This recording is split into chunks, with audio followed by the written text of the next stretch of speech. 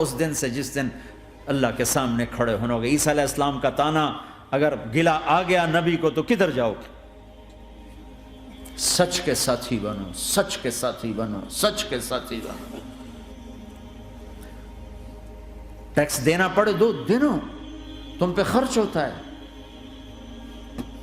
ایک طرف 4 پیسے ہیں، ایک طرف سچ ہے۔ کب مسلمان سچ بولتا ہے، جھوٹ نہیں بولتا۔ ایک دفعہ سہارنپور میں جھگڑا ہو گیا، ایک جگہ تھی ہندوؤں کی، مسلمانوں نے قبضہ کیا ہوا تھا، تو ہندوؤں نے کیس کر دیا، انگریز کا زمانہ تھا، عدالت میں۔ وہ مسجد بنانا چاہتے تھے، ہندو مندر بنانا چاہتے تھے، تو دونوں طرف بات تپی ہوئی۔ تو آخر وہ جج نے کہا بھائی کوئی ایسا آدمی ہے، ہندوؤں سے کہا، جو گواہی دے دے تو اس کی گواہی تم قبول کر لو گے؟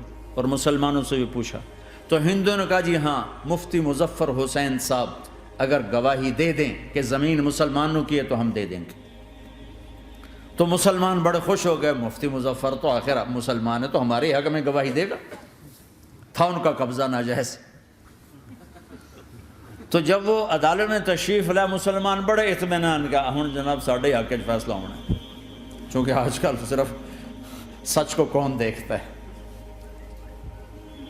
تو انگریز جج نے پوچھا ہاں جی مفتی صاحب آپ کیا کہتے ہیں؟ فرمانے لگے دیکھو جج صاحب، یہ زمین ہندوؤں کی ہے اور مسلمانوں نے قبضہ کیا ہوا ہے۔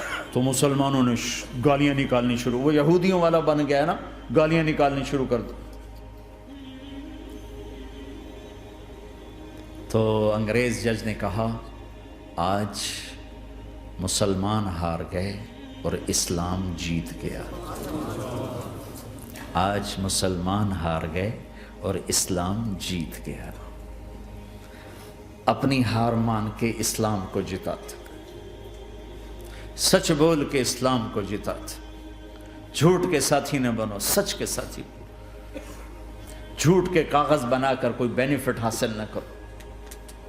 میں نیوزی لینڈ گیا، میں حیران ہو گیا، 1 ہفتہ میں رہا، ڈپریشن کا شکار رہا کہ مجھے بتایا گیا کہ پورے نیوزی لینڈ میں ایک آدمی جھوٹ نہیں بولتا سوائے پاکستانیوں کے، بنگالیوں کے اور انڈین۔ جو بنگالی، جو پاکستانی، جو انڈین پہنچے یہ جھوٹ بولتے ہیں، ہیرا پھیری کرتے ہیں، ان میں ایک آدمی جھوٹ نہیں بولتا۔